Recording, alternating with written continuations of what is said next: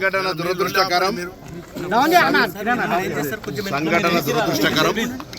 సంఘటనను ఎవరు రాజకీయం చేసేటువంటి అవసరం లేదు.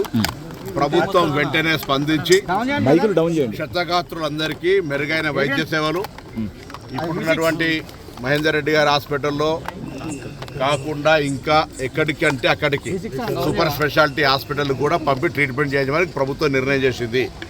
అదేవిధంగా చనిపోయినటువంటి వాళ్లకు అందరికీ ఇక్కడనే పోస్ట్ మార్టం చేసి వాళ్ళ యొక్క బాడీస్ను వాళ్ళ కుటుంబ సభ్యులకు అందజేయడానికి నిర్ణయం తీసుకుంది.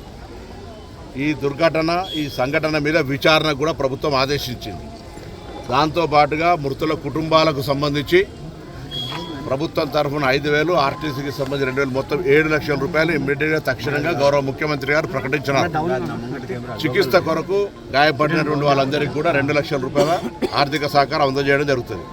దీని తదుపరి కూడా కొంత ఇంకా పేదలు ఉంటే అక్కడ ఉండేటువంటి పరిస్థితులలో ప్రభుత్వం మాననీయ కోణం నుంచి పరిశీలన చేస్తే తప్ప ఎక్కడ కూడా ఎవరికి ఇబ్బంది కలిగే విధంగా ఉండదు. ఇందులో ఇది ఒక దుర్ఘటన. దీనికి సంబంధించి రాజకీయాలు మాట్లాడేటువంటి సరి అయినటువంటి సమయం కాదు. రోడ్డు లేదా తదితర విమర్శలకు సంబంధించినటువంటి వేదిక కాదు ఇది. వాటి మీద తదుపరి మళ్ళీ మాట్లాడదాం. విచారణకు ఆదేశించినాం. మృతుల కుటుంబాలను ఆదుకుంటా ఉన్నాం.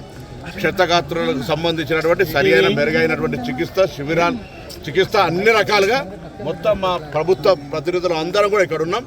మొత్తం ప్రభుత్వం ఏంది ఇప్పుడే టెలికాన్ఫరెన్స్ చీఫ్ మినిస్టర్ గారు, చీఫ్ సెక్రటరీ గారు, గౌరవ ఈ జిల్లా ఇన్ఛార్జి మంత్రి శ్రీధర్ బాబు గారు, మా ఆర్టీసీ ఎండీ, సిపి గారు, కలెక్టర్ గారు, అందరు ఉన్నతాధికారులంతా కూడా ఇప్పటిదాకా టెలికాన్ఫరెన్స్ చేయడం జరిగింది.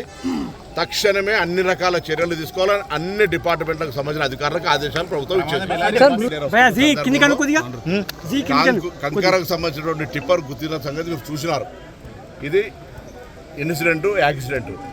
దాని మీద విచారణ తీసుకొని దానికి సంబంధించినటువంటి సీరియస్గా వ్యవహారం చేస్తూనే ప్రస్తుతం ముందున్నటువంటి చనిపోయిన కుటుంబాలకు సంబంధించి లేదా వాళ్ళ కుటుంబ సభ్యులను ఓదార్చేటువంటి సమయం లోపల వారిని ఆదుకోవడానికి వారి అంత్యక్రియలకు సంబంధించిన విషయం లోపల కూడా ఒక్కొక్క డెడ్ బాడీ కుటుంబానికి సంబంధించి ఒక అధికారిని ఇచ్చి తక్షణంగా వాళ్ళ వెంట ఉండి అన్ని ప్రభుత్వ పరంగా ఎటువంటి ఇబ్బంది లేకుండా ఉండేటువంటి కార్యక్రమం చేయాలి.